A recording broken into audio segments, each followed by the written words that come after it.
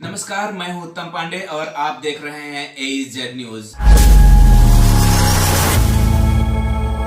है कि देश का समान नागरिक संहिता कानून उत्तराखंड की तर्ज पर ही बनेगा। विधानसभा के अंदर हमारा सभी से अनुरोध रहेगा, अपने अन्य दलों के साथियों से भी, कि सकारात्मक चर्चा और देश के अंदर जो लंबे समय से मांग रही है, भारत के संविधान के अनुच्छेद 44 में ये व्यवस्था की गई है कि राज्य सरकारें अपने यहाँ इसको लागू कर सकते हैं। इसको राज्य अपने अपने अनुसार उसको लागू करने की दिशा में काम कर सकते हैं। उसके अनुसार ही हम सदन में चर्चा करेंगे और विधेयक के रूप में लाकर विधेयक बनेगा। उत्तराखंड में यूसीसी समिति ने जो सुझाया है उसके मुताबिक सभी धर्मों में तलाक के लिए एक ही नियम होगा जो कानूनी प्रक्रिया से जुड़ा होगा।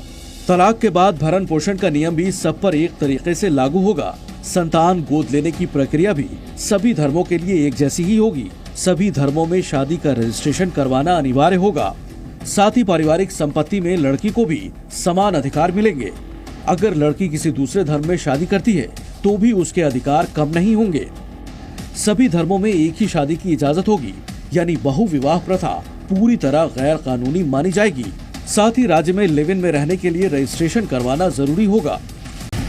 समान नागरिक संहिता कानून का कांग्रेस खुलकर विरोध तो नहीं कर पा रही, लेकिन किंतु परंतु के साथ बीजेपी को निशाने पर लेने से चूक नहीं रही। हालांकि बीजेपी कांग्रेस के आरोपों को खारिज कर यूसीसी को देश के लिए जरूरी बता रही है। उत्तराखंड को टोकनिज्म के लिए, प्रतीकात्मकता के लिए उपयोग में लाए हैं, ताकि ये भी हो जाए कि हमने कॉमन सिविल कोड लागू करने की प्रक्रिया प्रारंभ कर दी है और हमारे जो 3 वचन थे वो तीनों वचन हमने देश से पूरे कर दिए हैं। और दूसरी तरफ जो है कुछ करना भी ना पड़े। यदि ये इतना ही आवश्यक है देश के लिए, जितना उत्तराखंड के संसाधनों को, हमारे भारी संसाधन इसमें व्यय हुए हैं है? और यदि इतना ही आवश्यक था तो फिर केंद्र में क्यों नहीं लाएगा? जो अच्छे कामों का विरोधी कर रहे हैं, ये किसी को परेशान या तंग करने के लिए नहीं है, बल्कि देखिए हमारे पास संसाधन सीमित हैं, जमीन सीमित है, अनाज सीमित पैदा हो रहा है और उस पर मकान सीमित बने हुए हैं। पानी के जितने भी हमारे जमीन के अंदर के सोर्स हैं, स्रोत यानी कि वो भी सीमित हैं।